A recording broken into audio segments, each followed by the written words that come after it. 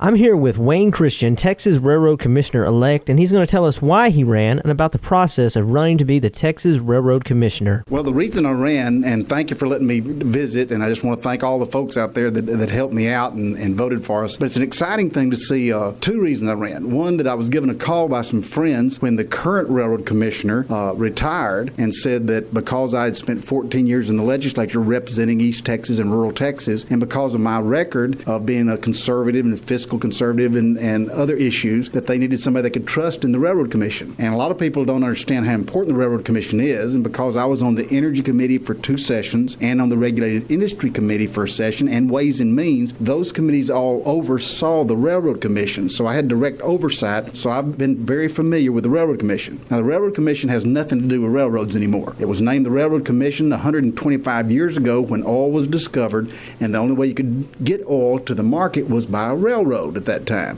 So since that was the transportation of oil and gas, it was called the Railroad Commission because that was the way you transported it. Well, the railroads are now taken over by the Texas Department of Transportation, but oil and gas and coal and all the minerals, uranium, all of that is regulated by the Texas Railroad Commission, which is the world's largest supplier of oil, gas, and coal, now at least one of the largest on planet Earth. And we refine in Texas over 1/4 of the oil produced in the United States for gasoline, oil, other things. So oil in Texas is 1/3 of our jobs are either directly or indirectly oil, gas, or coal. And you also have 20% of the state budget is oil, gas, or coal generated, and 100% of that rainy day fund.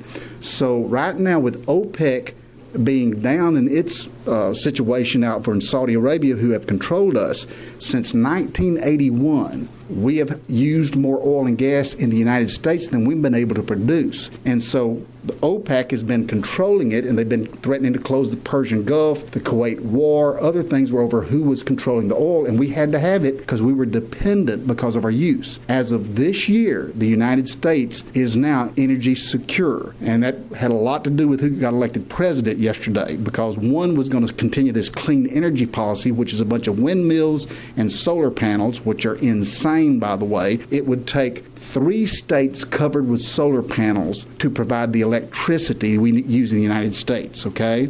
Windmills kill 2,000 endangered species birds a year. If we did that with one oil well or tree in East Texas, they'd come after us, like Sierra Club would be on us. But that's why it's so important, and people don't understand the jobs, the money, and the threat of the federal government's Environmental Protection Agency and the Sierra Club and these others that want to shut down all oil and gas production. So that's why they called me, because I've had a record of fighting the EPA during my 14 years in the legislature. So it's an honor to serve in this position. It's a state-level position, which I believe, I'm not sure if anybody from our county has ever served as a state-level position. And it's also, Wall Street Journal said about 3 or 4 weeks ago, or Forbes magazine, one of the big ones, that the Texas Railroad Commission, after 125 years with the energy we have found in Texas, will be the most important agency, not in the United States, but on planet Earth, because we're taking over from OPEC the world control of oil, gas, and coal in Texas and in the United States. Thank you for being with us. Do you have anything else you'd like to tell the people of East Texas?